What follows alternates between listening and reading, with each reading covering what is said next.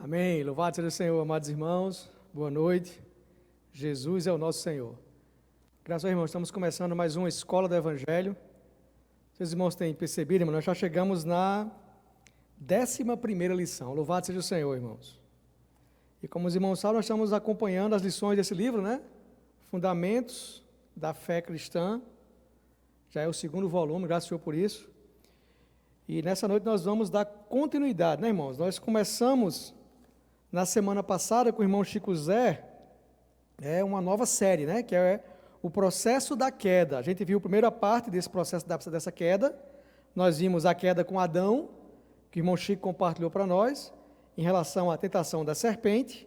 Hoje nós veremos o processo da queda, a segunda parte, que é a queda com Caim, que é a natureza pecaminosa.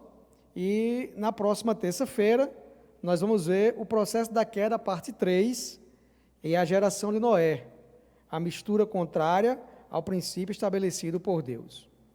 E ainda vamos ver, ainda na lição 13, né, ainda na próxima terça-feira, que é a quarta parte desse processo, que é a rebelião em Babel, rebeldia e independência dos homens em relação a Deus. Então, irmão, nós estamos começando essa nova série, né, desde a semana passada com o irmão Chico, e o sentimento, irmãos, é exatamente isso, nós percebermos a queda do homem. Nós chamamos de queda, irmãos, porque é algo que sai, o homem sai da presença de Deus, sai dessa presença, e isso, irmãos, é uma queda. E essa queda, irmãos, a gente chama ela de processo porque ela tem vários passos, né? Você já aconteceu assim, você está correndo e você tropeçar, né? Você está correndo e tropeça, você não cai imediatamente, né? Você dá alguns passos até cair, não é assim? Então, em relação à queda do homem, nós vemos 4 passos. Nós vemos o primeiro passo, que a gente viu que foi com Adão. Hoje nós vamos ver o segundo passo, que é essa queda com Caim, tá? E então, essa lição, irmão, nós vamos dividir ela em 4 tópicos, tá? É igual como está aqui no nosso livro. Ele divide essa lição, ela divide essa segunda queda, né, em 4 tópicos. Quais são os 4 tópicos? São os antecedentes da queda, a causa da queda, ele se refere ao pecado interior, o processo da queda, como essa queda ocorreu, né, e quais foram as consequências, né, desse segundo passo da queda, ou seja, quais foram as consequências, tá, irmãos? Então, o nosso primeiro ponto que nós vamos ver é exatamente a questão dos antecedentes. Por que nós chamamos de antecedentes, irmãos? Porque é exatamente o que antecede, o que estava naquele momento da queda, o que estava acontecendo naquele momento, tá? Então, vamos fazer uma pequena revisão do que Chico falou para nós na semana passada, tá? O que estava acontecendo, né? Vamos ler aqui, Gênesis capítulo 3. Gênesis capítulo 3, Chico leu para nós semana passada, o versículo, Senhor Jesus, a partir do versículo 2, não, vamos ler do 1, vamos ler o versículo 1 até o versículo 4, do versículo 1 até o versículo 4, tá, irmãos? O que é que diz aqui? Mas a serpente, mais sagaz que todos os animais selváticos que o Senhor Deus tinha feito, disse à mulher. É assim que Deus disse? É assim que Deus disse, não comerei toda a árvore do jardim? Respondeu a mulher, do fruto da árvore do jardim podemos comer, mas do fruto da árvore que está no meio do jardim, disse Deus, dele não comereis, nem tocareis nele, para que não morrais. Então a serpente disse à mulher, é certo que não morrereis. Porque, versículo 5, porque Deus sabe que no dia em que deles comerdes, se vos abrirão os olhos, e como Deus, sereis conhecedores do bem e do mal. Chico deixou muito claro para nós, irmãos, que a estratégia dessa serpente, e ele também mostrou quem era essa serpente, nós vamos entrar nesse assunto, mas a estratégia da serpente, a estratégia de Satanás, foi distanciar, separar o homem do que Deus tinha falado, e da direção que Deus tinha dado para o homem por meio da sua palavra, tirar o homem disso, e a partir daí, irmãos, o homem começa a cair, começa esse processo da primeira queda, tá?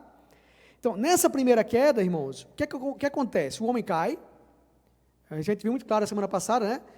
Deus julga cada um, né? Julga a questão de Adão, julga Eva, julga a serpente.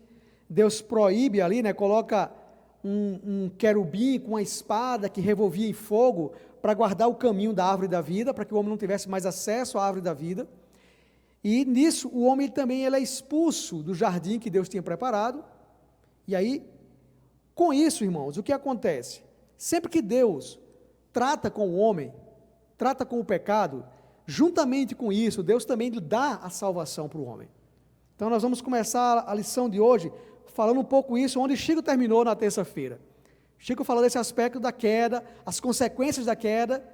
Então nós vamos começar mostrando que quando Deus julga o homem, por isso, ainda assim, Deus também dá a direção para o homem, dá o caminho de salvação, tá? Então, nessa questão da terceira e da primeira queda, irmãos, é bom deixar claro que, como o Chico falou para nós na terça-feira da semana passada, o corpo do homem passou a ser habitado pelo pecado, a alma do homem tornou-se independente e rebelde contra Deus, ou seja, a vontade do homem, os pensamentos do homem, a emoção do homem agora são contrários a Deus. E o espírito do homem tornou-se mortificado. Esse era o homem naquele momento. O homem estava ali totalmente sem Deus, distante da presença, longe. E ainda tem um aspecto, irmãos, de que o pecado entrou no homem. A gente podia ler um pouco sobre isso, né? Romanos, capítulo 5, versículo 12. Olha só o que diz aqui. Romanos, capítulo 5, Senhor Jesus. Oh, Senhor Jesus. Romanos, capítulo 5, versículo 12. Diz assim, portanto, assim como por um só homem entrou o pecado no mundo, e pelo pecado a morte, assim também a morte passou a todos os homens, porque todos pecaram. Então, irmãos, aqui fica muito claro que aqui o pecado, ele entra, né? Por um só homem entrou o pecado no mundo, e pelo pecado a morte, e como essa morte passou para um homem, passou para todos os homens, é assim que está no versículo. Mas onde esse pecado habita no homem? Irmãos, é bom deixar isso muito claro para nós. Eu creio que Romanos, capítulo 7, versículo do 15 ao versículo 20, como está aqui no slide, né? Romanos, capítulo 7, versículo 15 até o versículo 20. Se eu só achar aqui, irmão, você vai poder ler. Aqui, amém. Versículo 15. Porque nem mesmo compreendo o meu próprio modo de agir, pois não faço o que prefiro, e sim o que detesto. Ora, se faço o que não quero, consinto com a lei que é boa. Nesse caso, quem faz isso já não sou eu, mas o pecado que habita em mim. Porque eu sei que em mim, isto é, na minha carne, não habita bem nenhum, pois o querer o bem está em mim, não porém o efetuá-lo. Porque não faço o bem que prefiro, mas o mal que não quero, esse faço. Mas se faço o que não quero, já não sou eu quem o faz, e sim o pecado que habita em mim. Então, eu vou deixar claro aqui alguns aspectos, porque hoje no mundo cristão, você tem uma ideia de que uma vez que você creu no Senhor, o pecado já não está mais em você, o pecado já não habita mais no homem. Irmãos, não é isso que a Bíblia diz. Esse texto fica muito claro, esse texto de Romanos, capítulo 7, do 15 ao 20, fica muito claro que Paulo está falando de um pecado que habita. Ele diz, eu querer fazer o bem está em mim, porém não efetuá-lo. Se a gente continuar na sequência desse contexto, fala que ele encontrava nos membros algo que impedia ele de fazer o bem. Apesar de ele querer no seu interior fazer o bem, quando ele ia fazer, encontrava uma lei nos seus membros. O que é isso, irmãos?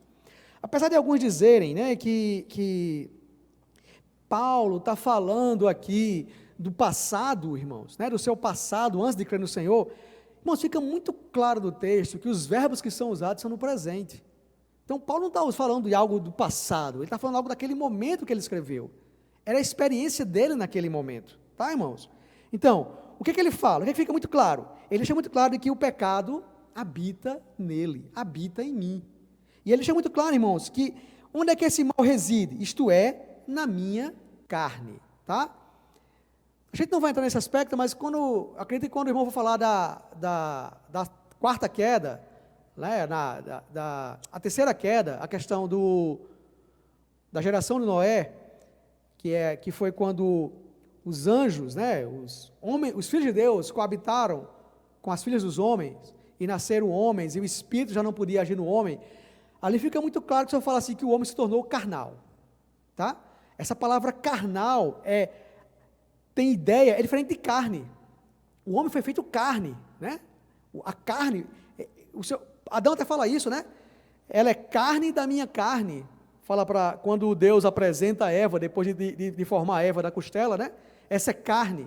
Mas quando chega em Gênesis, ali quando vai falar a questão de Noé, os filhos de Deus coabitarem, né, com as filhas dos homens, ali fala que o homem tornou-se carnal. O que é esse carnal? No original, essa palavrinha tem a ideia de a carne que sempre erra. A carne, irmãos, é essa carne com o pecado habitando, faz com que o homem cometa pecados. Eu sei que nós já falamos isso em outras aulas, nas outras lições para trás, né? Mas é bom deixar claro, irmãos, de que há uma diferença de o pecado, os pecados, no plural, e o pecador, né? A gente tem ideia, geralmente, de que o pecador é aquele que comete pecados, mas a Bíblia é muito clara, que o homem é o contrário, o homem comete pecados porque ele é pecador. Não sei se ficou claro para os irmãos, mas vamos dar um exemplo, uma criança quando nasce, ela já é pecador, ela já é uma pecadora. Você pode dizer, não, mas ela não comete nada. Sim, ela não comete pecados ainda, mas a natureza pecaminosa já está na carne do homem, percebe? Em pecado me concebeu minha mãe, ou seja, o homem já nasce no pecado. Por quê? Porque assim como por um só homem entrou o pecado no mundo, é assim que a gente lê Romanos capítulo 5, versículo 12, ou seja, irmãos, quando o homem nasce, ele já nasce pecador, e por ele ser pecador, ele vai cometer pecados, no plural, os atos pecaminosos. A palavra pecados na Bíblia, quando está no plural, tem essa ideia de atos pecaminosos, mas a palavra pecado, no singular, algumas vezes na Bíblia, tem ideia de quê? De natureza, de uma natureza que habita, e aí é o segundo ponto que eu queria tocar, para poder mudar aqui o slide, tá? Uma diferença que há entre habitar e estar, tá, irmãos? Por que eu quero deixar isso claro? Porque no original, a palavra habitar, ela tem ideia de casa, de lar, de habitação, é o mesmo radical da palavra oikonomia, lembra? Economia, oiko, de casa, ou seja, a administração de uma casa. A palavra habitar, que é o quê? É oikel, ou seja, o pecado, ele oikel, ou seja, ele habita, tá? Eles não apenas estar no homem. Qual a diferença? Vou tentar de maneira prática. Essa mesa, ela está aqui, né, no nosso estúdio, nosso local de reunião, no momento agora nosso estúdio, né? Devido a essa questão do afastamento social, ela está aqui no nosso local de reunião. Essa mesa está aqui, mas ela não habita aqui. Por que ela não habita? Porque ela não tem vida, ela não tem uma vida própria. Agora, quando eu sair daqui, eu vou para a minha casa, e na minha casa eu habito na minha casa, por quê? Porque eu sou vivo, eu sou um ser vivo. Então, qual é a diferença? É que estar é algo que está, mas não tem vida, e habitar é algo que tem vida. Então, irmãos, o pecado é essa natureza, é essa vida própria que está no homem, que o faz cometer pecados, tá? Então, esse seria o primeiro ponto, para deixar muito claro o que aconteceu ali com Adão, tá? Então, como eu falei, irmãos, em relação a esses antecedentes, a gente ainda pode ver algumas coisas que Chico compartilhou para nós, eu acho que vale a pena a gente falar aqui um pouquinho, é que naquele momento da queda do homem, ali em Gênesis capítulo 3, Adão teve algumas atitudes, irmão, nós podemos dizer, atitudes negativas, e que nós podemos aprender com isso, tá?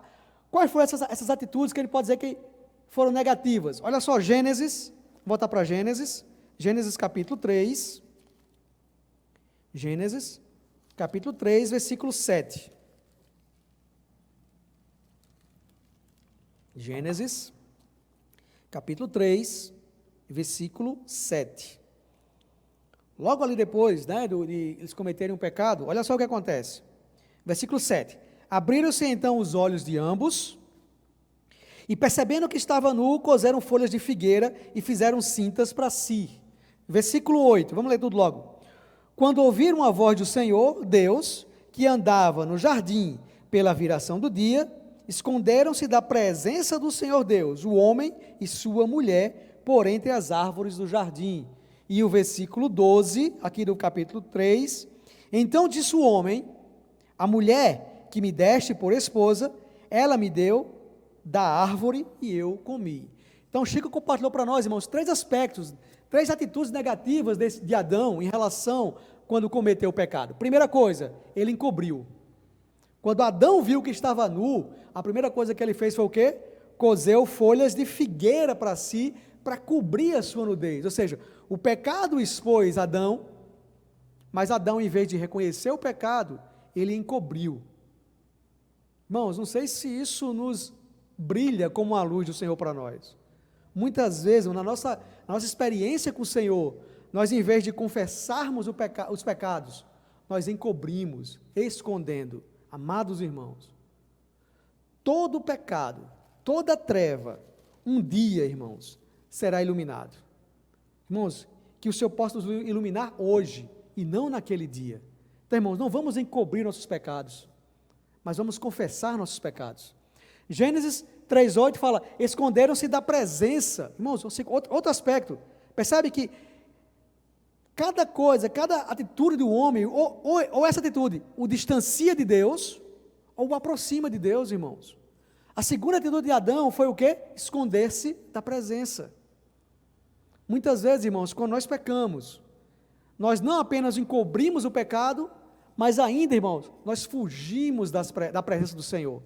E vou mais além, nós fugimos até da presença dos irmãos. Quem nunca, irmãos, na sua experiência individual, está ali, né, com problemas com o Senhor, problemas com o pecado, e vê o irmão na rua, e passa para o outro lado da calçada e se esconde. Isso é normal? Irmãos, isso não é normal. O que é isso, irmão? É esconder-se. É esconder-se. E outra coisa, irmãos, que toca em relação à experiência de Adão, é que ele escondeu por entre as árvores do jardim, é o que diz o versículo 8. Por entre as árvores do jardim. Se nós olharmos, irmãos, no capítulo 2, o versículo 3, diz assim, ó, olha para que eram as árvores. Capítulo 2, Senhor Jesus. Oh, Senhor Jesus.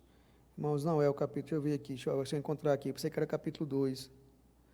Mas tem um versículo que diz que, se eu não achar aqui, eu vou pular para não perder tempo, tá? Mas deixa muito claro que o Senhor deu todas as árvores do jardim para que o homem usufruísse deles. Versículo 9 diz assim, ó, do solo, versículo 9, capítulo 2, versículo 9. Do solo fez o Senhor Deus brotar toda sorte de árvores, agradável à vista e boa para o alimento, e também a árvore da vida no meio do jardim. Não é esse. Mas tem um versículo que diz assim, muito claro, vamos adiantar, que o Senhor deu essas árvores para que o homem pudesse se alimentar delas, para que o homem pudesse ter aquelas árvores para ser nutrido por meio delas. Mas aqui, ele mudou a origem disso, né? essa função. Não usava mais as árvores para se suprir, para ser suprido, mas para se esconder. Muitas vezes, irmãos, aquilo que o Senhor nos dá para nós, como suprimento, como alimento, para crescer em vida, nós usamos para quê? Para nos esconder.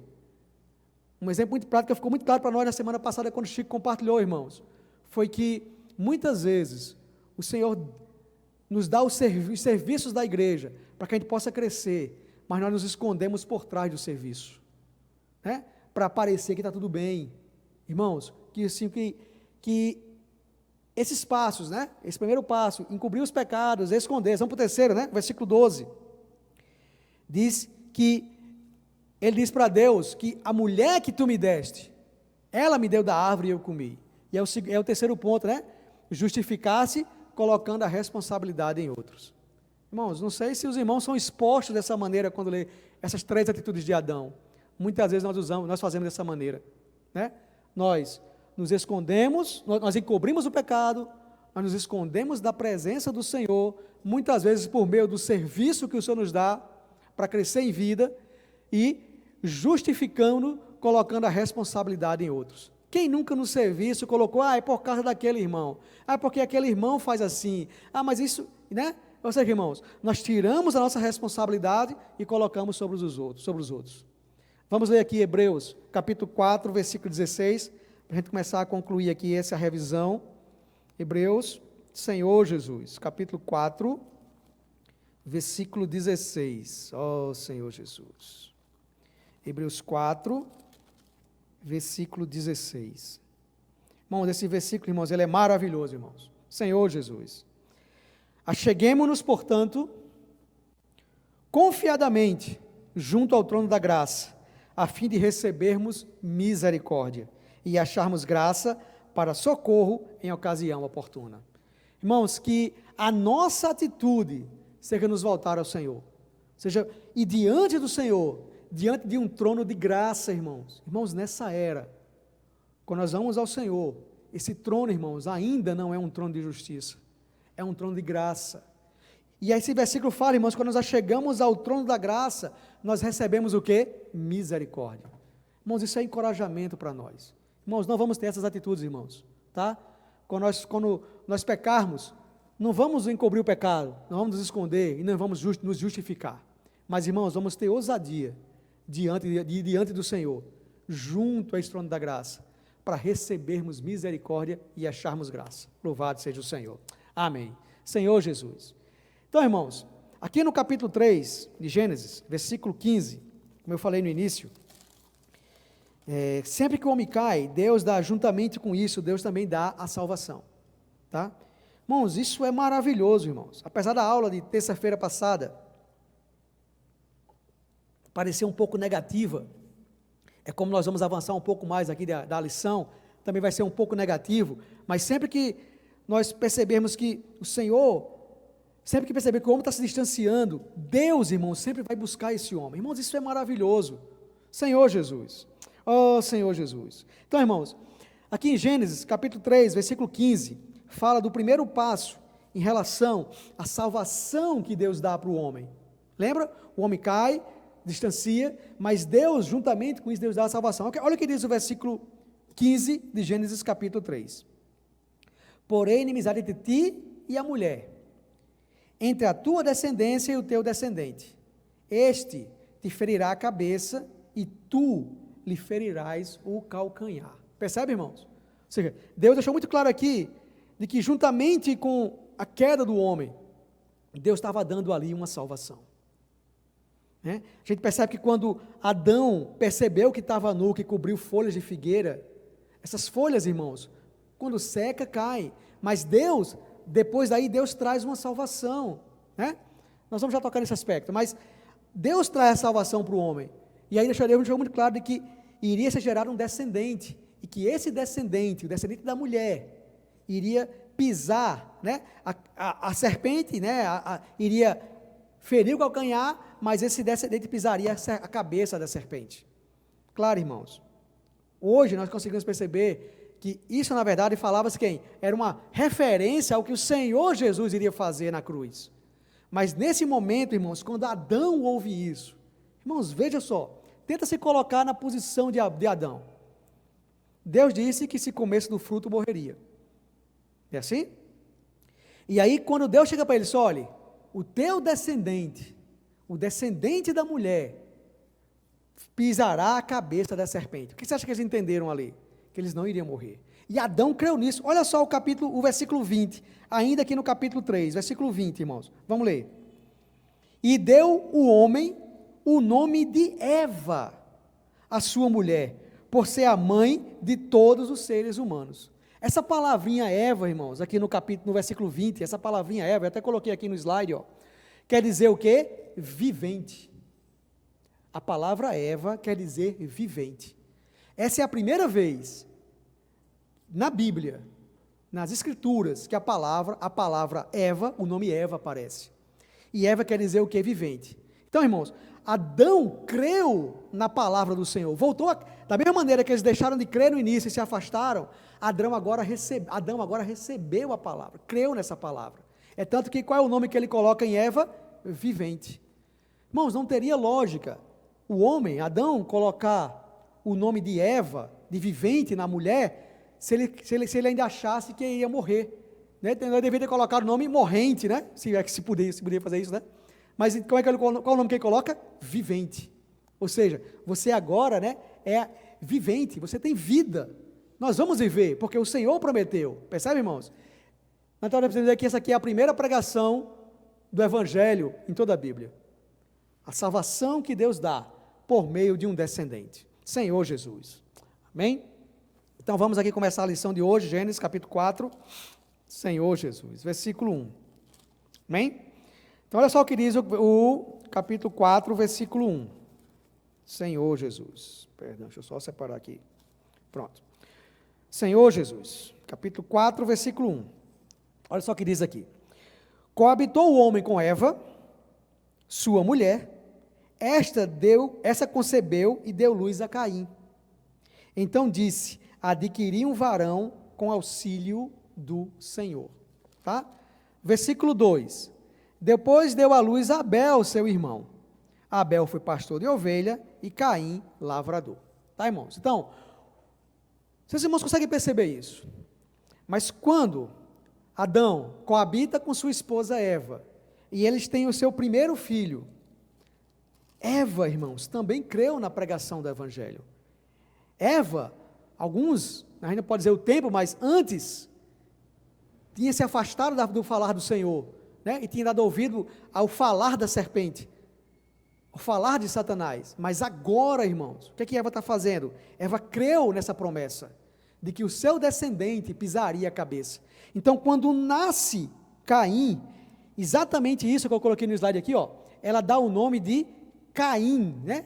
Que no hebraico quer dizer o quê? Adquirido. Ou seja, Eva, irmãos, ela acreditava que a profecia de Gênesis 3,15, que é o descendente, seria cumprida onde? Em Caim. Por isso que dá o nome adquirido. No original, irmãos, já vi alguns textos, o próprio Estudo Vida, do irmão Lee, Estudo Vida de Gênesis, ele compartilha que, no original, não é assim, essa concebeu e deu à luz a Caim, e disse, adquiri um varão com auxílio do Senhor. No original não é assim, adquiri um varão com auxílio do Senhor, mas diz, adquiri um varão, Jeová. Ou seja, a salvação de Deus. Deus é a nossa salvação. Percebe? Eva creu, irmãos. Mas a gente não pode dizer o que aconteceu. Mas já no segundo filho, perdão, irmãos. Já no segundo filho,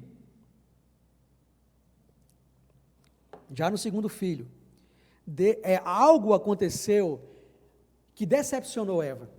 Que Eva, no primeiro filho, chama de Caim, adquirir um varão que vai pisar a cabeça da serpente, e ele já bota agora o nome de quê? De Abel. Olha só o que diz aqui, Abel, até coloquei no slide, ó. Abel, no hebraico, essa palavrinha é bel, né? Quer dizer vaidade, vapor, fôlego. Ou seja, irmãos, algo aconteceu. A gente não tem como dizer o que aconteceu, mas que decepcionou Eva. Ela, por algum motivo, ela percebeu que Caim não era esse descendente que iria pisar a cabeça da serpente. Por isso ela coloca o nome do seu segundo filho de quê? De vaidade. É vapor, é fôlego, passa.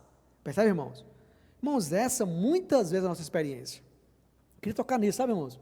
Muitas vezes nós cremos no falar do Senhor e na nossa experiência, aquilo que nós ganhamos com uma certa clareza nos desmotiva, nos decepciona. E nós acabamos muitas vezes nos desmotivando espiritualmente. Mas, irmãos, foi por meio do segundo filho, claro, a gente não vai entrar nesse aspecto, mas que, quando chega no Novo Testamento, fica muito claro que Abel foi alguém que, apesar de ter o nome de vaidade, foi alguém que agradou o Senhor Jesus. Nós estamos chegando aqui na questão da causa, né? A causa da segunda queda, né? E essa causa da segunda queda, irmãos, a primeira queda, a causa foi a desobediência. Foi algo fora do homem, né? Que induziu o homem a se afastar da palavra do Senhor, a se afastar da presença do Senhor. Mas na segunda queda, irmãos, como eu falei no início, já não é algo exterior, mas é algo também no seu interior, no interior do homem, tá? É por meio de algo que estava no interior, que passou agora a agir, ou seja, a nossa mente, nossa maneira de pensar, a maneira de Caim pensar, a maneira dele agir, a maneira dele viver, fez com que ele se afastasse cada vez mais, irmãos, da presença do Senhor. A gente não pode afirmar isso por meio da palavra, mas como eu falei, da reação de Eva, nós podemos ver que algo aconteceu. Então, por que eu estou querendo dizer isso? Porque essas duas pessoas, Abel e Caim, elas dão para nós dois exemplos de vida. Duas maneiras de viver, tá? E eu queria tocar em alguns pontos aqui, irmãos. Senhor Jesus, olha só, Gênesis, capítulo 4, vamos ler do versículo 2 até o versículo 8, tá? Vamos lá. Depois deu à luz a Abel, seu irmão. Olha só, Abel foi pastor de ovelhas. Guarda isso, irmãos. E Caim, lavrador. E aconteceu que no fins de uns tempos, trouxe Caim do fruto da terra uma oferta ao Senhor. Abel, por sua vez, trouxe das primícias do seu rebanho e da gordura destes. Agradou-se o Senhor de Abel e de sua oferta, ao passo que de Caim e de sua oferta não se agradou. Irou-se, pois, sobremaneira Caim, decaiu-lhe o semblante, e então lhe disse o Senhor: por que andas irado? Por que decaiu o teu semblante? Se procederes bem, não é certo que serás aceito? Se todavia procederes mal, eis que o pecado jaz à porta. O seu desejo será contra ti, mas cumpre a ti dominá-lo. Disse Caim a Abel, seu irmão: vamos ao campo. Estando ele no campo, sucedeu que se levantou Caim contra Abel, seu irmão, e o matou. Tá, irmãos? Então, nesses versículos que nós lemos, nós queremos tocar alguns pontos. Primeiro ponto, irmãos. Abel, ele era pastor de ovelhas. Não sei se os irmãos percebem, se os irmãos conseguem perceber isso, mas não se comia carne. Naquela época, irmãos, não se comia carne. Gênesis deixa muito claro que o homem só comia, na verdade, no início, né? Só comia os frutos que eram nascidos nas árvores que o Senhor tinha dado. O Senhor os deu para alimento. O homem comia fruto. A Bíblia fala que o Senhor preparou daquele jardim, não chovia, mas saía, né, ele era aguado, a água que saía da terra, e ali era aguado. Ou seja, irmãos, Deus preparava tudo, o homem não tinha nenhum esforço. Tudo aquilo estava para o homem comer. Só que a gente sabe que após o pecado, quando Adão peca, Deus deixa muito claro que maldita é a terra por tua causa, e com o suor do rosto comerás, não é assim? Pronto. A partir desse momento, a terra torna-se maldita. Ou seja, o homem agora tinha que suar.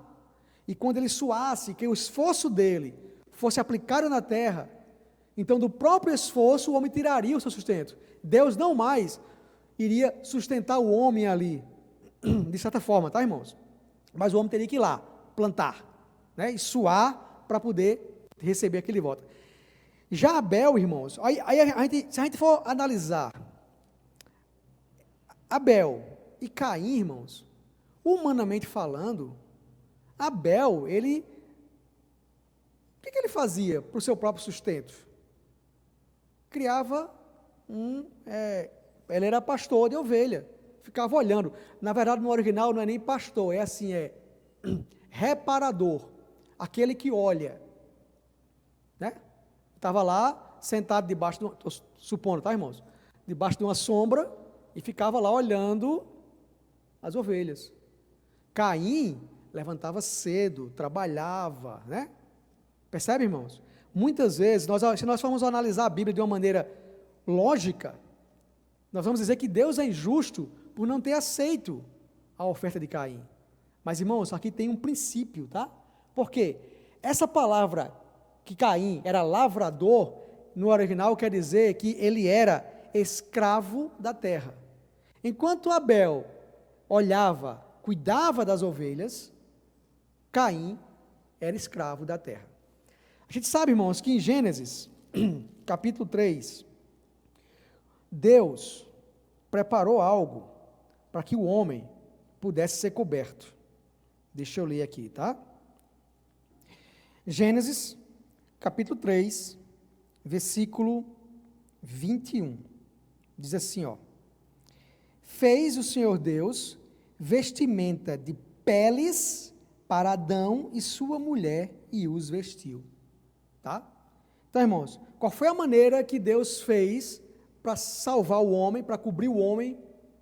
Ele fez vestimenta de peles para Adão e Eva. Vamos ler Apocalipse. Apocalipse, capítulo 13. Apocalipse, capítulo 13.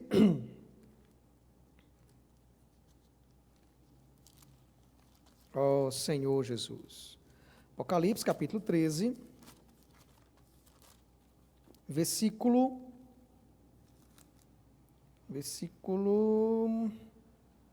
8. Versículo 8. E adorá-la-ão todos os que habitam sobre a terra, aqueles cujos nomes não foram escritos no livro da vida, do Cordeiro que foi morto desde a fundação do mundo. Vou ler novamente, tá, irmãos? E adorá-la-ão todos os que habitam sobre a terra, aqueles cujos nomes não foram escritos no livro da vida, do Cordeiro que foi morto desde a fundação do mundo. Essa partezinha final aqui diz o quê? De um Cordeiro que foi morto desde a fundação do mundo. João, capítulo 1, versículo 29, irmãos. João, capítulo 1, versículo 29. Olha o que diz aqui. No dia seguinte, viu João a Jesus que vinha para ele e disse: eis o Cordeiro de Deus que tira o pecado do mundo. Então, irmãos, Gênesis diz que Deus fez vestimentas de pele de um animal. Não é isso? Apocalipse fala de um animal, de um cordeiro que foi morto desde a fundação do mundo. E João deixa muito claro que o cordeiro que tira o pecado do mundo é o próprio Senhor Jesus. Então, irmãos, qual era a maneira do homem se reaproximar de Deus? Era imolando uma ovelha, um cordeiro, é assim? Imolando o animal. Então, irmãos, por que Abel pastoreava ovelhas? Porque ele sabia que o que agradava a Deus, a maneira dele viver, a vida dele, o cotidiano dele, era preparar as coisas, fazer as coisas para agradar a Deus. Já Caim não. Caim se esforçava. Por isso que o versículo, irmão, deixa muito claro. Vamos voltar para Gênesis. Gênesis, capítulo 3. Gênesis, capítulo 4, versículo 3. Gênesis, capítulo 4, versículo 3. Aconteceu que nos fins de uns tempos, trouxe Caim do fruto da terra uma oferta ao Senhor. Abel, por sua vez, trouxe das primícias do rebanho e da gordura deste.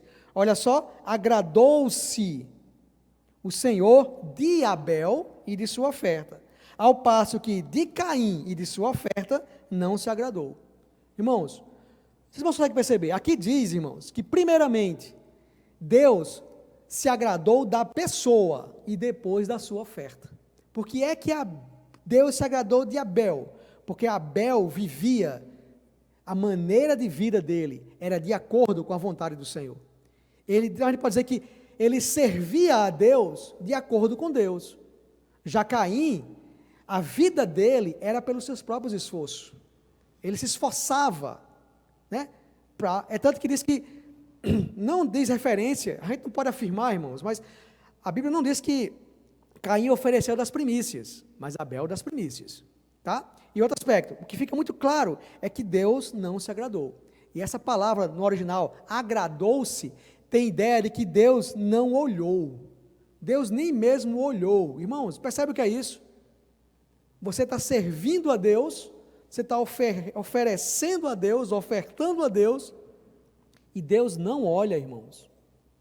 Percebe? Porque o que a gente pode aplicar aqui é a maneira de viver.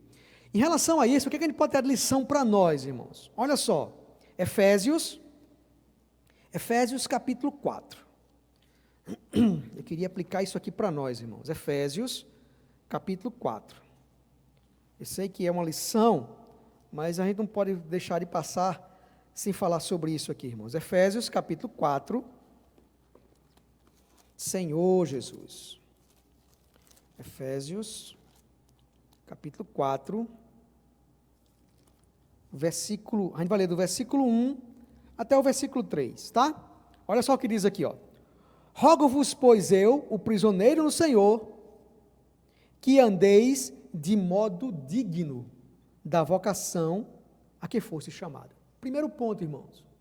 Paulo nos encoraja, irmãos, a andar de modo digno. O nosso viver não seja um viver de final de semana. Claro, irmãos, não estou falando de final de semana, mas quantos de nós não foi exposto nesse período de afastamento social? Quantos de nós? Porque nós antes tínhamos desculpa, irmãos. Ah, mas eu trabalho, eu não tenho tempo para ler a Bíblia. Ah, mas eu não tenho tempo, né, para parar um pouco e desfrutar. Eu não tenho tempo, quando eu vou orar à noite estou cansado. Irmãos, quem não foi exposto esse período? O Senhor nos deu, de uma certa maneira, o Senhor nos deu muito tempo. E quantos de nós, irmãos, ainda continua sem força para desfrutar do Senhor? Percebe que o problema não era o nosso tempo, era a nossa pessoa, era o nosso modo de viver. Por isso que Paulo encoraja, irmãos, aqui no capítulo 4, rogo-vos, pois eu, o prisioneiro no Senhor. Você acha, irmão, você está preso em casa? Eu acho que eu estou preso em casa. O meu lugar, eu preciso estar preso no Senhor. Percebe? No início desse capítulo 3, Paulo fala, eu, prisioneiro de Cristo, ou seja, que ele estava fora de Cristo. Mas no capítulo 4, ele diz assim, ó, eu, prisioneiro no Senhor. Irmãos, quando nós somos prisioneiros no Senhor, nós somos livres. Senhor Jesus. E aí, irmãos, nós podemos andar de modo digno da vocação que fomos chamados. Todos nós fomos chamados e temos um chamamento e precisamos andar de acordo com essa andar de modo digno desse chamamento. Senhor Jesus. E ele continua, versículo 2, olha só. Como é que eu ando de maneira digna? Com toda humildade. Com toda humildade e mansidão, com longanimidade, suportando uns aos outros em amor. Irmãos, aqui fala de andar em humildade, em mansidão e longanimidade. Vocês irmãos conseguem tocar nesses pontos, irmãos? Mas humildade é sempre se achar numa posição inferior. Irmãos, não estou falando aqui de se menosprezar, mas de reconhecermos que há irmãos à nossa frente. Há irmãos que estão à nossa frente. Da mesma maneira, irmãos, quando eu vejo, irmãos, que há irmãos na minha frente, eu me considero inferior. Não vou entrar nesse aspecto, mas essa palavra no original, se os irmãos puderem ter a oportunidade de olharem, irmãos, olhem essa palavra. Ela tem uma ideia de alguém que é superior e considera-se inferior. Irmãos, precisa ser a nossa maneira de pensar, a nossa maneira de viver adequadamente, de viver digno, é considerar-nos inferior e reconhecermos que sempre temos alguém à nossa frente, alguém que nos dá direção, Senhor Jesus. E ele fala de mansidão. Essa palavra mansidão quer dizer não lutar por si, sabe, não se esforçar, mas é aguardar, irmãos, o Senhor. É manso, é tardio em irar-se. Isso é que nós precisamos fazer, irmãos. Andar de modo digno é percebermos que tem alguém à nossa frente, sermos lentos em reagir, em lutar por nós, e por outro lado sermos longânimos, ou seja, lentos em punir, ser longânimo para com os irmãos. Esses três aspectos, irmãos, no versículo 3 diz assim, esforçando-vos diligentemente por preservar a unidade do Espírito no vínculo da paz. Quando nós nos posicionamos dessa maneira, nós conseguimos, irmãos, andar de modo digno. E aí, irmãos, quando nós, da mesma maneira que lá no início de Gênesis, para que Abel agradasse a Deus, ele tinha que servi-lo de acordo com a maneira que Deus deixou. Hoje, irmãos, no Novo Testamento, também precisamos agradar a Deus de acordo com a maneira que Deus nos deu. E a maneira que Deus nos deu é o quê? Preservando a unidade do Espírito. Irmãos, isso é maravilhoso. Não vou entrar nesses pontos, irmãos. Senhor Jesus, mas isso é maravilhoso. Senhor Jesus. Deixa eu ver se eu li tudo aqui. Tá. Vamos lá. Então vamos passar o slide aqui. Senhor Jesus.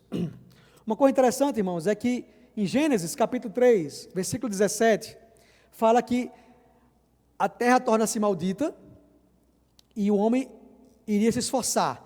Mas agora, irmãos, quando Caim assassina o seu irmão Abel, a terra torna-se sem força. Ou seja, agora, irmãos, mesmo que o homem tente se esforçar para agradar a Deus por meio do seu trabalho, tudo que vai sair da terra não tem força.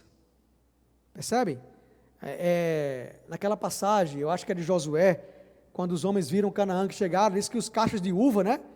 Eram vários homens para carregar, não lembro a quantidade agora, mas eram vários homens para carregar.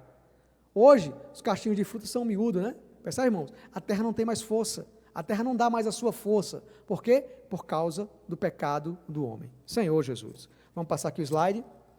Tá, e as consequências, irmãos? Quais foram as consequências do homem viver fora, né? Depois da segunda queda, que a segunda queda foi Caim assassinar o seu irmão Abel.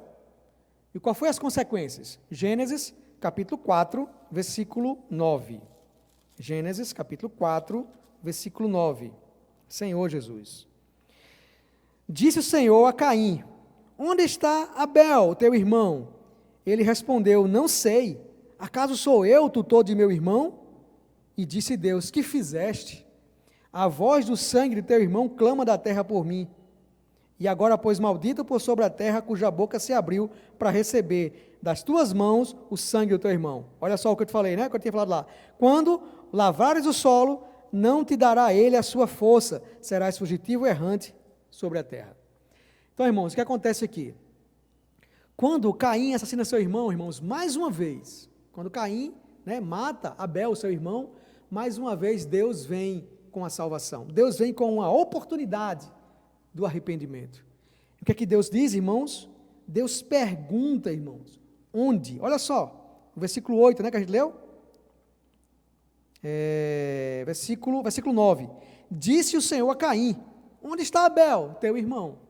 Irmãos, isso era uma oportunidade de Caim se arrepender. Da mesma maneira que Deus pergunta a Adão, né? Adão, onde estás? Ou seja, será que Deus não sabia onde Adão estava?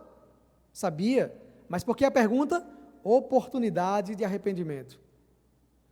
Quem te fez saber que estava nu? Oportunidade de arrependimento. Mais uma vez aqui, irmãos, Deus pergunta a Caim: cadê Abel, seu irmão? Será que Deus não sabia, irmãos? Sabia. Isso é uma oportunidade de arrependimento. Irmãos, nós não podemos perder a oportunidade de quando Deus nos pergunta algo. Precisamos perceber a luz do Senhor, sermos iluminados e nos voltar ao Senhor. Mas aqui, irmãos, essa oportunidade, por que Deus faz isso? 2 Pedro, eu não vou ler, mas capítulo 3, versículo 9, diz que esse é o desejo do Senhor, é que todos cheguem ao arrependimento. Vamos ler, deixa eu ler, ser fiel. 2 Pedro, oh Senhor Jesus, 2 Pedro, capítulo 3, versículo 9. Diz assim: não retarde o Senhor a sua promessa, como alguns julgam demorada, pelo contrário. Olha só, irmãos, o Senhor é longânimo, lento em punir, lembra? Lento em punir. O Senhor é longânimo para convosco, não querendo que nenhum pereça, senão que todos cheguem ao arrependimento. Essa foi a oportunidade que Caim teve. Irmãos, Caim não pode justificar diante de Deus de que ele não teve a sua oportunidade de arrependimento, mas ele teve a sua oportunidade de arrependimento. E com isso, irmãos, o que acontece? O que acontece? Quais foram essas consequências? A consequência é que o homem Caim perde a presença de Deus, E ele passa a ter uma vida e uma cultura independente de Deus. Tá? Isso está lá em Gênesis, capítulo 4, a gente vai ler aqui para a gente começar a concluir essa palavra de hoje, Senhor Jesus. Gênesis capítulo 4, do versículo 17 até o 24, tá? Olha só, irmãos. E coabitou Caim com sua mulher. Ela concebeu e deu à luz a Enoque. Caim edificou-lhe uma cidade e lhe chamou Enoque, o nome de seu filho. Enoque nasceu Irade. Irade gerou Meusael a Metusael, Metusael a Lameque. Lameque tomou para si 2 esposas. O nome de uma era Ada e a outra chamava-se Zilá. Ada deu luz a Jabal, que foi pai dos que habitam em tendas e possuem gados. O nome de seu irmão era Jubal. Esse foi pai de todos que tocam harpas e flauta. Zilá, por sua vez, deu luz a Tubal-Caim, artífice de todo instrumento cortante de bronze e de ferro, e a irmã de Tubal-Caim foi Naamá. Olha só, irmãos. Primeiro aspecto, Deus queria que o homem tivesse ali no jardim, na presença, e por meio da presença do Senhor, ele cultivasse e guardasse o jardim, e que com isso, Deus tivesse ali um representante na terra. Mas quando o homem sai da presença, quando Adão sai da presença, Deus ainda deu a salvação ali, né? Olha, vocês podem aqui quando pecar, né, ofertar. Eu creio que Abel, Adão e Eva devem ter contado isso para os seus filhos. Olha, nós habitávamos no jardim do Éden com Deus. Um dia nós pecamos, nós somos expulsos, mas olha o que Deus fez. Deus imolou um cordeiro, derramou o sangue do cordeiro e nos vestiu de pele de animal e nos deu uma direção de agradá-lo ainda por meio dessa oferta. Abel recebeu isso, Caim não, né? E aí Caim começa a se afastar novamente, ou seja, Abel começa a voltar para os princípios, para se aproximar da palavra, e Caim se afasta. E a partir daí, Caim segue um caminho e mata Abel, mata o seu irmão. A Bíblia fica muito clara que ele se irou, ele teve tanta ira. Irmãos, geralmente, quando nós estamos servindo, vamos ser práticos, estamos servindo ao Senhor junto, eu e outro irmão. E aí, aquele outro irmão se sobressai no serviço. Qual é a minha reação, irmãos? Eu me iro? Ou eu sou um com aquele irmão? Amém. Graças ao Senhor. Os irmãos só reconheceram aquele serviço daquele irmão, não reconheceram o meu. Começa a ficar com raiva do irmão, olhar diferente para o irmão. Percebe, irmãos? O Senhor deixa muito claro que irai-vos, mas não pequeis. Não deixe o sol se pôr sobre a vossa ira. Irmãos, quando nós iramos, quando nós temos raiva, eu até posso ter raiva, ter uma ira, mas, irmão, eu preciso ir diante do Senhor. O sol não pode se pôr sobre a minha ira. Eu preciso, antes do sol se pôr, eu preciso me arrepender do Senhor, de maneira prática. Eu preciso ir até o sol da justiça, antes que esse sol da justiça se ponha por causa da minha ira, se esconda por causa da minha ira. Percebem? O Senhor, precisamos voltar ao Senhor. A nossa ira, apesar de eu posso de muitas vezes irar, ter ira, eu não posso deixar o sol se pôr sobre a minha ira, para que não ocorra nesse erro, de eu querer matar os irmãos. Porque de acordo com Mateus capítulo 5, 6 e 7, quando eu tenho ira, quando eu sou irado com o irmão, na verdade eu já matei o irmão. Senhor Jesus. Então, irmãos, Caim agora sai da presença, ele perde a presença do Senhor, está lá em Gênesis, nós não vamos ler, já está estourando nosso tempo aqui, mas Caim sai da presença, e Caim começa agora a edificar uma cidade, e ele já começa totalmente diferente, irmãos, porque essa descendência de Caim, primeira coisa, ela toma o Lameque, toma para si 2 esposas, já sai de um princípio de um homem e uma mulher, que foi o princípio que Deus estabeleceu lá em Gênesis, Adão e Eva, mas Lameque já toma o quê? 2 esposas, percebe, irmãos? Interessante, irmãos, é o significado desses nomes, tá? Ada quer dizer adorno, embelezamento, a aparência, irmãos. Percebem? Não sei se você consegue perceber isso hoje, né? Mas muitas vezes nós procuramos, os jovens muitas vezes podem procurar para a esposa aquela mais bonita. Irmãos, não estou dizendo para os irmãos procurar as irmãs feias, não é isso. Misericórdia. Eu estou dizendo isso, mas dizendo, irmãos, que a beleza não pode ser o mais importante. Tá? E outra coisa, zilá quer dizer sombra, cobertura. Percebem? Então, essas duas coisas, muitas vezes, Lameque, o que é que ele tinha? Lameque, ele tinha uma irmã, né? Uma esposa que tinha uma aparência e tinha outra que dava cobertura. Ou seja, irmãos, é como se Deus começa a perder os princípios estabelecidos por Deus lá no jardim, tá? Olha só, os filhos de Lameque. Primeiro, foi quem? Jabal. E esse foi pai dos que habitam em tenda e possuem gado. Percebem? Ou seja, agora, irmãos, o homem não tinha mais a proteção de Deus. Não estava mais, o desejo de Deus, a gente tem visto simplesmente que o desejo de Deus é que nós possamos habitar nele. O Senhor, Ele é a minha fortaleza. Mas aqui, irmãos, diz que, primeira coisa, que quando o homem sai da presença, ele forma uma cidade fortificada para se proteger, habita em tendas, percebem? E aí começa a criar gados para o seu próprio sustento. Ou seja, a proteção, né? Deus como a sua habitação ele perdeu, o sustento de Deus ele perdeu, então agora o que vamos ter que fazer? Construir tendas e criar gados para o seu sustento.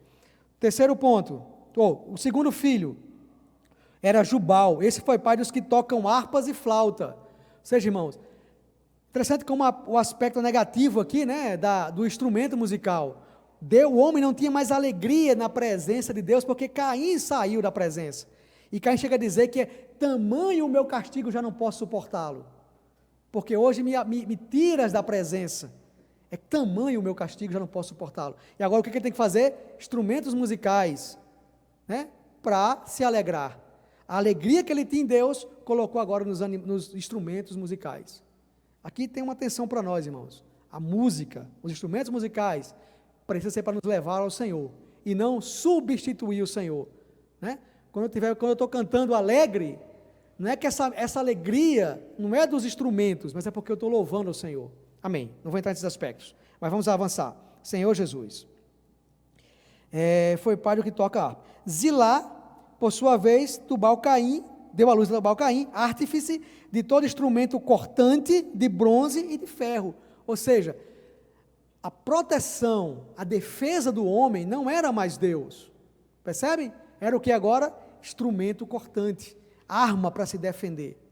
Então, irmãos, isso mostra que a partir desse momento, quando o homem sai da presença, ele perde a presença, e ele tem uma vida, um viver independente, e cria uma cultura independente. Eu falei essa palavra cultura aqui, irmãos, porque eu não achei outra palavra, tá? Ou seja, ele criou uma civilização, né, com seus meios, com seus mecanismos, que substitui Deus. O que é o mundo? O que é o cosmos? O que é o aion, que nós tanto falamos? É o quê? É essa organização, esse mundo, essa organização que é contrária a Deus. Onde surgiu, irmãos? Com a descendência de Caim. Senhor Jesus. Amém? Então, para a gente concluir aqui, espero ter tocado em todos os aspectos da lição. Senhor Jesus. Então, vamos tentar ver as respostas aqui, as perguntas, né? Então, qual é a primeira pergunta? Quais foram as 3 atitudes de Adão depois que comeu da árvore proibida? Nós falamos logo no começo, né, irmãos? Que foi o quê? Qual foram as 3 atitudes? Foi até atitudes negativas, nós falamos, né? Cozeu folha de figueira para si, né? Para tentar encobrir o seu pecado. O segundo foi esconder-se de Deus por entre as árvores que Deus tinha dado para ele se alimentar, usou para se esconder. E por fim, colocou a culpa em outro, né? Ou seja, não, eu não tenho responsabilidade disso. A culpa é da mulher que tu me deste. É tanto que quando Deus vai para a mulher, a mulher diz, foi a serpente, né? E talvez a serpente, por não achar ninguém ali, disse, fui eu, né? Senhor Jesus. Segunda pergunta, qual a principal diferença entre a primeira e a segunda queda? Irmãos, é que a primeira queda, o pecado estava fora do homem. Foi algo exterior ao homem. O homem ali, em Gênesis capítulo 3, quando ele caiu a primeira vez, a serpente estava fora dele. Mas na segunda queda, o pecado era algo interior. Era algo que estava dentro dele, era a vontade. O que aconteceu ali? Caim, o que a gente pode dizer, irmãos, que Caim criou a sua própria religião. Caim criou a maneira diferente de querer agradar a Deus. Né? Ele não queria mais agradar a Deus pelo seu viver diário, o seu viver. Mas o quê? Com o seu próprio esforço. Aqui, ó, cultivei, está aqui, não é assim? Percebe, irmãos? Vamos pular para não dar outra mensagem aqui nas perguntas. Senhor Jesus. A terceira pergunta, por que Abel se tornou pastor de ovelha? Senhor Jesus. Por que Abel se tornou pastor de ovelha? Irmãos, claro, essas perguntas aqui, irmãos, eu estou dando a minha resposta, tá, irmãos? Eu creio que os irmãos podem dar a sua própria resposta, de acordo com o seu desfrute e de acordo com a lição, né? Eu entendo que Abel tornou-se pastor de ovelha porque ele percebeu, ele creu na pregação do evangelho, digamos assim, que Adão falou para ele, de que, olha, nós pecamos e Deus imolou um animal, e esse animal derramou o sangue e nós fomos perdoados diante de Deus. Então Abel percebeu isso. Então eu colocaria assim, por que Abel se tornou pastor de ovelhas? Porque Abel percebeu qual era a vontade do Senhor. Abel percebeu e se importava com a vontade do Senhor. O seu viver diário era para agradar a Deus. Senhor Jesus. Quarta pergunta, por que Deus se agradou da oferta de Abel e não da de Caim? Tá, irmãos? Por que ele se ofertou? Porque a oferta de Abel, irmãos, era segundo o modelo que Deus tinha estabelecido. Como eu falei, Caim criou uma própria maneira de agradar a Deus. Deus não estabeleceu isso. Deus estabeleceu uma ovelha, um animal ser morto. E Abel percebeu isso e ofereceu segundo isso. Por isso que a Bíblia diz que Deus se agradou primeiro do ofertante e depois da oferta. Por sua vez, de Caim, ele não se agradou do ofertante, logo também não se agradou da sua oferta. Isso precisa ser uma palavra de atenção para nós. Senhor Jesus. Quinta pergunta, por que Caim matou Abel? Por que Caim matou Abel? Irmãos, por quê? Porque ele ficou irado. Ficou irado porque Deus aceitou a sua oferta, aceitou a oferta de Abel, mas não aceitou a oferta de Caim. E isso jogou nele uma ira. E por fim, essa ira, irmãos, por não ser tratada, levou Caim a matar, a assassinar Abel. Senhor Jesus. Oh, Senhor Jesus. A sexta pergunta, você já sentiu raiva de alguém a ponto de desejar a sua morte? Como lidou com isso? Essa pergunta, irmãos, é muito pessoal, tá? Então os irmãos respondam aí, né? Na minha experiência, eu posso até me expor, mas eu já tive raiva de alguém a ponto de querer, né, pegar no pescoço ali, né? Mas essa pergunta é muito individual para cada um, tá? Vamos para a questão número 7. O que Deus fez com Caim após ele ter matado o seu irmão? O que Deus fez? A certa pergunta, né? O que Deus fez com Caim após ele ter matado o seu irmão? Deus vem a ele com uma oportunidade para arrependimento. Assim que nós vimos, ele chegou ali e perguntou, Caim, onde está Abel? Ou seja, ali foi a oportunidade que Deus deu para que ele possa se arrepender. E a pergunta 8, o que aconteceu com Caim e seus descendentes após sair da presença do Senhor? Aí nós vimos, irmãos, que Caim criou, né, Caim e seu descendente, criou um modo de viver próprio, uma vida independente do Senhor, uma cultura própria longe do Senhor, não é isso? Formou uma civilização, que a gente pode chamar que é um mundo, um sistema que distancia as pessoas de Deus. Amém? Então, irmãos, estamos concluindo aqui mais uma lição. Eu tinha mais alguns pontos, mas infelizmente, irmãos, não tive como compartilhar tudo, tá? Mas o que precisamos perceber, irmãos, é que sempre come cai. Irmãos, isso é maravilhoso. Deus dá a oportunidade para o homem se arrepender. Então eu vou orar para a gente concluir a lição de hoje, tá? Que o Senhor possa nos abençoar e que os irmãos estejam bem em casa, acompanhando as mensagens, sendo suprido, para que logo, logo, irmãos, quando tudo isso passar, nós possamos nos reencontrar. Amém? Senhor Jesus, Senhor, nós ainda te pedimos, Senhor. Senhor, visita cada irmão. Senhor, cada irmão que teve a oportunidade, Senhor, de ouvir essa mensagem. Senhor, seja agora no momento, seja depois. Ó Senhor Jesus, Senhor, mas visita, Senhor, cada irmão. Senhor, cuidando, guardando e suprindo. Senhor, visita-nos, Senhor, encorajando. Senhor, não nos permita, Senhor, tomar um caminho que nos distancie de Ti. Senhor, mas que o Senhor possa, Senhor, cada dia, nos encorajar, Senhor, nos chamar, nos fazer perceber, Senhor, se estamos ou não sendo distanciados de Ti. Senhor, venha, Senhor. Senhor, nos encoraja, Senhor Jesus. Senhor, por meio da Tua palavra, ó Senhor Jesus. Senhor, permita-nos, Senhor, viver um modo digno e totalmente de viver que agrade a Tua pessoa. Senhor, vem nos abençoar, em nome do Senhor Jesus. Amém. Fé é o elemento fundamental de alguém escolhido e chamado por Deus. O justo viverá por fé. A fé vem pelo ouvir, e o ouvir a palavra de Cristo. O livro Fundamentos da Fé Cristã contém 24 lições que visam fundamentar e fortalecer a fé cristã. Ele é a continuidade do volume 1, abordando os mesmos temas, porém de modo mais abrangente e profundo.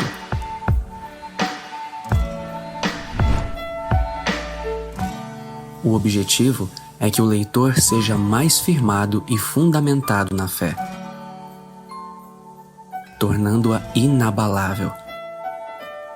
Numa época em que tantas ideologias tentam enfraquecer nossa fé, a leitura desse livro se faz necessária para os que anelam ter um viver individual e coletivo com sabedoria e equilíbrio que agrade a Deus e os conduza em triunfo para o reino de Deus. Que sua fé se torne inabalável com a leitura deste livro.